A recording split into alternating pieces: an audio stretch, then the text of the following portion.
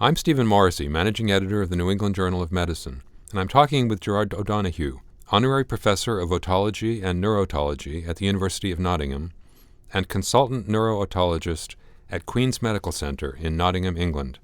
Dr. O'Donoghue has written a perspective article on the development of cochlear implants. Dr. O'Donoghue, you explained that cochlear implants were developed to restore hearing to people who are too deaf to benefit from hearing aids. So how generally does hearing aid technology work as distinct from cochlear implants? Well, hearing aids simply amplify sound and present the amplified sound to the impaired inner ear of the deaf individual. Thus, the hair cells that remain in the hearing-impaired person are stimulated, and this allows electrical activity to be generated in their auditory systems. However, in the profoundly deaf individual, there are no hair cells, and it's impossible for the inner ear to convert the incoming sound, the acoustical energy, into electrical energy for its transmission to the brain. Therefore, in a cochlear implant, it acts by bypassing the normal processes of the cochlea or inner ear and stimulates the auditory nerve endings directly. So it might be considered as a bypass, as it were, of the cochlear function. Early cochlear implants developed by William House were single-channel devices. How many of those were implanted and what were the results? While Dr. House's pioneering work, of course, has laid the foundations to what we do today, and indeed many of his ideas are mirrored even in today's technologies. Now, he implanted relatively small numbers in the early 60s, but they were all very carefully evaluated and laid the foundation for the work that was later to follow. In particular, he was able to show that these patients benefited from single-channel stimulation as an aid to lip reading, as an aid to detecting environmental sounds, for instance. And, of course, he was able to confirm the safety of placing electrodes in the inner ear because many, of course, feared that that could result in meningitis and so forth, which was a big concern at the time. So Dr. House's early work, even though it was done with single-channel devices, was absolutely crucial to what was to follow. The implants have come a long way since House's device. What were the major turning points in their development? And we should add the primary contributions of the three recent Lasker awardees, Graham Clark, Ingeborg Hochmeier, and Blake Wilson. Well, it's a story that begins in France in 1957 or so in Paris, where a surgeon and a scientist were really looking at electrical stimulation of the auditory system, really out of academic interest, really. And quite serendipitously, a patient came across this description and brought it to Dr. House in consultation. And Dr. House immediately saw its potential as a real therapeutic possibility for deaf individuals. So it was really Dr. House who led a vanguard, really, in terms of electrical stimulation of the auditory system as a means of treating hearing-impaired individuals. Then the National Institute of Health in the United States formed a commission in 1977, what was called the Bilger Report, which looked in detail at the small number of implantees in the United States at that time, and did indeed confirm that benefits emerged from implantation. But while perhaps these early patients did not, of course, understand speech. Then followed some NIH conferences, 2 NIH consensus conferences, confirming really that multi-channel stimulation was necessary for speech understanding. And in the 1990s, there were developments really in sound processing technologies, which are fundamental really to understanding speech. So there was incremental steps forward, each of which was very important. Now, Graham Clark, of course, in Australia, he provided a whole portfolio of basic science, biological research, and psychophysical research, and his work informed the development of one important cochlear implant system that's in current use today. Ingeborg Hochmeier had quite a different approach. She was an engineer, along with her husband, who was professor of engineering in Vienna and in Innsbruck. And these individuals looked at it from an engineering standpoint and developed a multi-channel device that was implantable and used in the very early days of cochlear implantation. So in engineering terms, their contribution was hugely significant. And Blake Wilson, of course, is a speech pathologist, and his major contribution was in the delivery of the electrical information to the auditory system.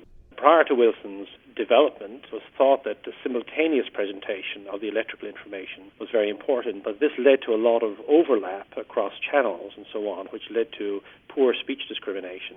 And Blake Wilson's contribution was to suggest non-simultaneous presentation, or what he called interleaved sampling, as a means of better presenting the electrical information to the auditory system. And this indeed is now used in all commercially available implant systems. So each of these towering figures in the field of implantation contributed quite distinct ways, but the sum of their parts, of course, is greater than what each of them would have done individually, and they are each very deserving of this great distinction. You yourself have worked on minimally invasive surgery for pediatric cochlear implantation, and you've been involved in a national audit of bilateral cochlear implants in children. Can you tell us what the surgery entails and what the results have been nationally? Now, surgery today is, of course, minimally invasive, and this, of course, is very important because not only are we implanting small children, we're doing it very often bilaterally. In other words, we're doing both ears at the one operative intervention. So it is very important that it is done atraumatically as possible. So a minimally invasive surgery is something that we all aspire to. We also have to bear in mind that children who are implanted today are likely to live perhaps even 100 years or so, and it's important that every time surgery is done, either revision surgery, that it is done as atraumatically as possible so as not to disturb the neuronal elements within the inner ear. The national audit that we undertook recently in the UK looked at surgical outcomes in about 1,000 consecutively implanted children, which was a large study, and we were particularly interested in the safety and effectiveness of the intervention, especially bilateral implantation. And I'm delighted to be able to report that there were very few complications, that the addition of a second side implantation added very little to the overall morbidity, and that it could be done safely and effectively, in experienced centres across the country. So we were very encouraged by the result of the audit, which is, of course, of very great importance when one is implanting children with bioactive medical devices. What about adults who may have hearing loss later in life, may have some residual hearing? Is the question of cochlear implants different for them than for children who may be born deaf or have very early hearing loss? Yes, it is very different. Of course, adults who develop profound deafness later in life, of course, can capitalize on their memory for spoken language, which is often well retained even for many years after the onset of profound deafness. So once hearing is restored, actually the rehabilitation of these individuals is relatively straightforward. Children, however, who are born profoundly deaf are deprived of hearing during the sensitive periods for language development, and this is a really very huge deficit that these children have. Auditory deprivation during these critical periods interferes with many information processing subsystems in the brain, and especially the working memory and retrieving and manipulating verbal information from working memory. So these children typically have very low language levels and low literacy levels, which is, of course, a huge handicap for these children as they, enter educational systems or seek employment later. As you point out in your article, cochlear implants still have some limitations, including the fact that their performance is considerably degraded by ambient noise. Are there ways to filter out certain sounds? Yes, there are, and this is a big challenge for the future. We need to be able to deliver better low-frequency, fine-structure information of the speech signal, which is poorly represented in the present-day implant systems.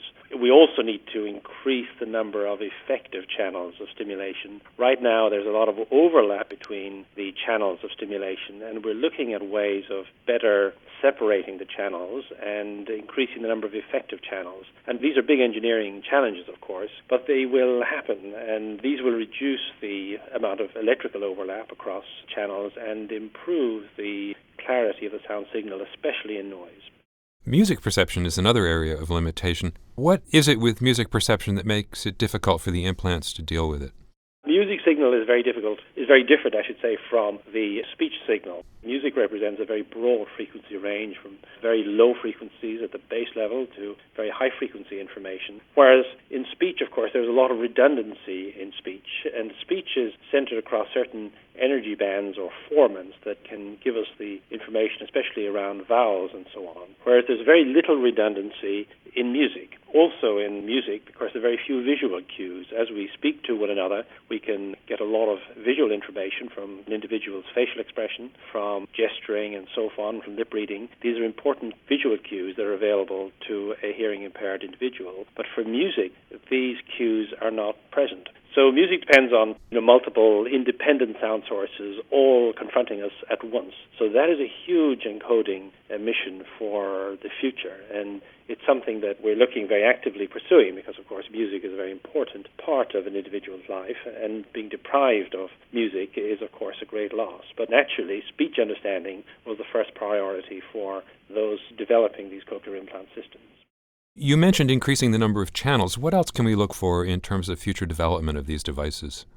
Well, we are now looking at implanting patients who have greater residual hearing than was the case in the past. Initially, we implanted patients with absolutely no residual hearing, but now we're looking at ways of preserving low-frequency hearing as we implant patients. And this low-frequency information can be used to combine the acoustical stimulation through a hearing aid as well as the electrical stimulation in the same ear. So by being able to combine acoustical stimulation with electrical stimulation, we feel we'll be able to confer better speech understanding for deaf individuals. We're also looking at ways, of course, of making implant systems biologically active, in other words, being able to deliver drug or possibly even stem cells through cochlear implant systems. This may be something that we'll be able to do in the future. And, of course, engineering, robotics, nanotechnology, and so forth will also be important in future developments in the auditory system. And ultimately, of course, many patients would like us to have these systems wholly implanted, in other words, have no external components whatsoever. And this is already available, and there are some prototypes that have been developed that are wholly implanted. So life will not stay still in the domain of cochlear implantation. It will, as in the past, continue to advance, continue to develop, and to continue to use both engineering, psychophysics, speech science, biomedicine in all its richness to bring all this technology to the benefit of deaf individuals, be they children or adults. Thank you, Dr. O'Donoghue.